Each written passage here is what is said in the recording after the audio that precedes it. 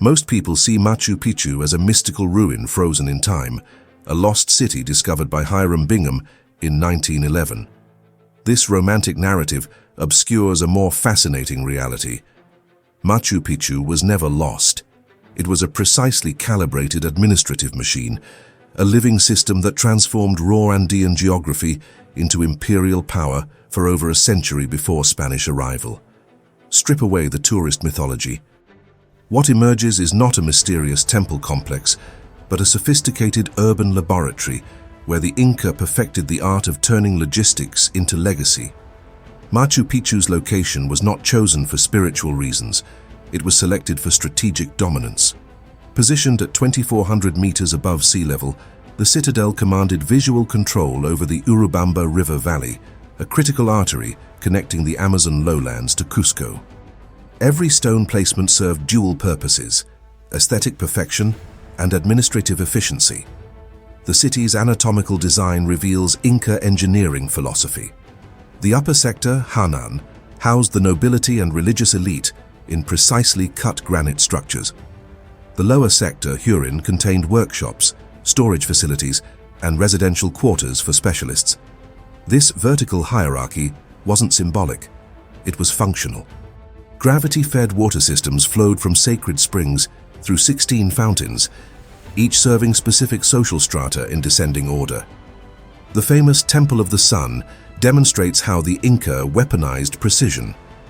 Its curved wall, built from individually shaped granite blocks weighing up to 14 tons each, required no mortar. This wasn't showing off, it was earthquake insurance. The Andes shake regularly, and rigid structures crumble. The Inca developed interlocking stone joints that allowed buildings to dance with seismic waves rather than resist them. Agricultural terraces, or andines, carved into impossible slopes, weren't just farms. They were hydraulic computers. Each terrace level maintained specific microclimates through carefully calculated drainage systems. The Inca could grow 27 varieties of potatoes at different elevations within the same complex, creating agricultural redundancy that fed not just Machu Picchu's population, but surplus for imperial redistribution. Scale amplified this message. The citadel housed approximately 1,200 residents at peak capacity, but its infrastructure could support 3 times that number during ceremonial gatherings. This excess capacity wasn't waste, it was demonstration. Visiting provincial governors witnessed an empire that built beyond immediate needs, projecting permanence and inexhaustible resources. Behind Machu Picchu's granite facade operated a logistics network that would impress modern supply chain managers. The citadel consumed resources it couldn't produce locally: obsidian from distant volcanoes, gold from Amazonian rivers, textiles from specialized weaving centers, and coca leaves from sacred valleys hundreds of kilometers away. The Inca road system, or Capac Ñan, connected Machu Picchu to 40,000 kilometers of paved highways spanning the empire. Relay runners, or chasqui, could deliver messages from Machu Picchu to Cusco, a distance of 70 kilometers through mountain terrain, in less than 4 hours. Fresh fish from the Pacific Ocean reached highland tables within 2 days, preserved in salt and transported by llama caravans following precisely maintained routes. Storage was science. Colcas, circular stone warehouses, dotted the landscape around Machu Picchu, each designed for specific commodities. Potato storage required different ventilation than maize. Textile preservation demanded controlled humidity. The Inca built specialized architecture for quinoa, dried meat, and even feathers used in ceremonial costumes. Archaeological surveys have identified over 3,000 storage facilities within a 50-kilometer radius of Machu Picchu. Water management revealed hydraulic sophistication that European cities wouldn't achieve for centuries. Underground channels carved through solid granite directed spring water through the complex with surgical precision. The system included overflow channels for rainy season floods, settling pools for sediment removal, and ritual baths that doubled as water quality testing stations. If the sacred fountains ran clear, the entire system functioned properly. Workforce rotation kept the citadel operational year-round. The Mita labor system required communities throughout the empire to contribute workers for specific periods. Stonemasons from Cusco, agricultural specialists from the Sacred Valley, and metalworkers from distant provinces cycled through Machu Picchu on scheduled rotations. This wasn't exploitation, it was imperial education, spreading Inca techniques while maintaining loyalty through shared investment. Archaeological evidence reveals individual stories within this administrative apparatus. Excavations in residential sectors uncovered personal belongings that humanize the citadel's inhabitants. Ceramic vessels bear fingerprints of specific potters.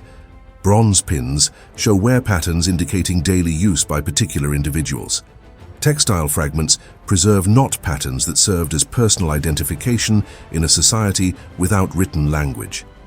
One remarkable discovery: a cache of quipu knotted cord recording devices found in what archaeologists believe was an administrator's residence. These weren't abstract records but detailed inventories: llama populations, textile production quotas, agricultural yields from specific terraces. The knots tell stories of bureaucrats tracking resources with accounting precision that rivals modern spreadsheets. Burial analysis provides intimate glimpses into daily life.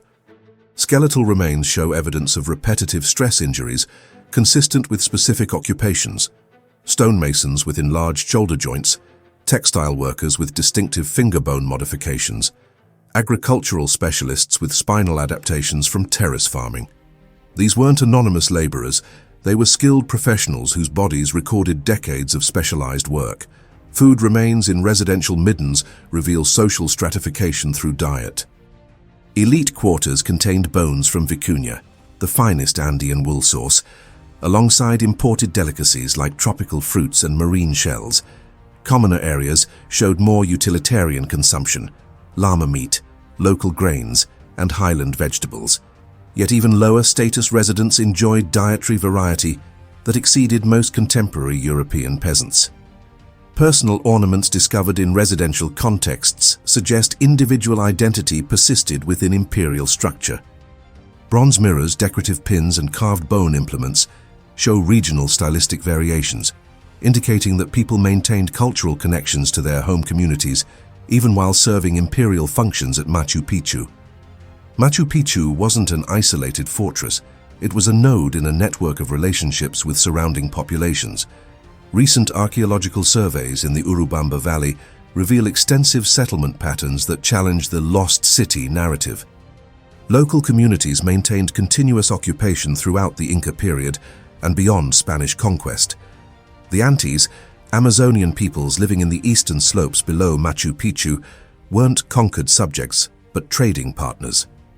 Archaeological evidence shows regular exchange of highland products for lowland goods. Inca textiles and metal tools traded for tropical feathers, medicinal plants, and exotic woods. The citadel served as a customs house, where imperial administrators regulated but didn't eliminate these ancient trade relationships. Defensive architecture at Machu Picchu was minimal compared to true military installations. The famous Intihuatana stone wasn't a fortress watchtower, but an astronomical observatory that coordinated agricultural timing across the region. Local communities relied on Machu Picchu's calendar calculations for planting and harvest schedules, creating interdependence rather than subjugation. Spanish colonial documents, written decades after conquest, record indigenous testimonies about Machu Picchu's role as a regional center for conflict resolution. Disputes over water rights, territorial boundaries, and trade agreements were adjudicated by Inca administrators who understood local customs while enforcing imperial law. The citadel functioned as a courthouse, where traditional justice merged with imperial efficiency. Machu Picchu's design evolved in response to changing circumstances, demonstrating imperial flexibility rather than rigid ideology. Archaeological stratigraphy reveals multiple construction phases, each adapting to new requirements or improved techniques. The most dramatic modification occurred during the 1520s as Spanish conquest approached. Storage capacity expanded dramatically. New kolkas were constructed at unprecedented scale, suggesting preparation for siege or extended isolation.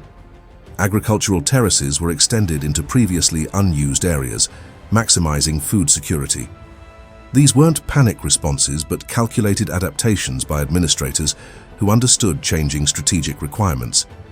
Water system modifications during this period reveal sophisticated crisis planning.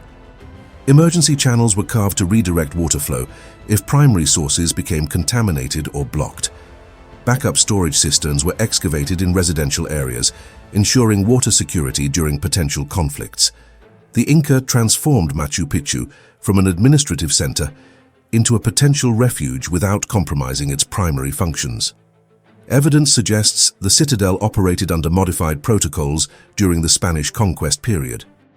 Luxury goods disappeared from archaeological contexts while utilitarian items increased, indicating resource conservation. Residential patterns shifted toward communal arrangements, maximizing space efficiency. These adaptations demonstrate institutional resilience, the ability to maintain core functions while adjusting operational parameters. What survived Spanish conquest wasn't Machu Picchu's buildings, but its operational logic. The terraces still function after 5 centuries, their drainage systems intact and productive. Local communities continue using Inca water management techniques, adapted for modern needs, but fundamentally unchanged in principle. The citadel's true legacy lies not in its stones, but in its demonstration that administration can become architecture, that bureaucratic systems, when properly designed, outlast the empires that create them.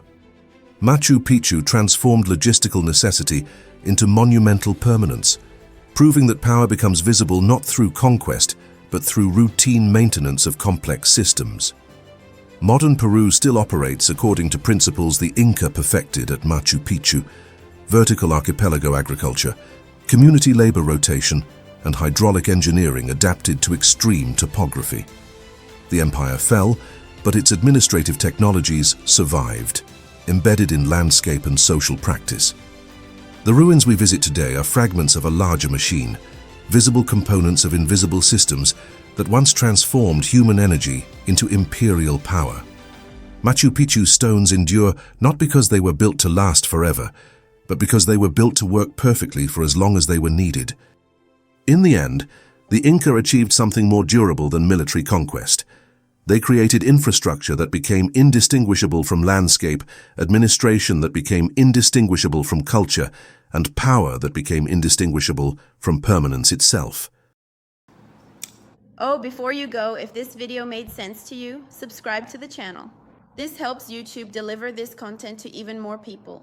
Also, leave your like. It's essential for our growth here on the platform.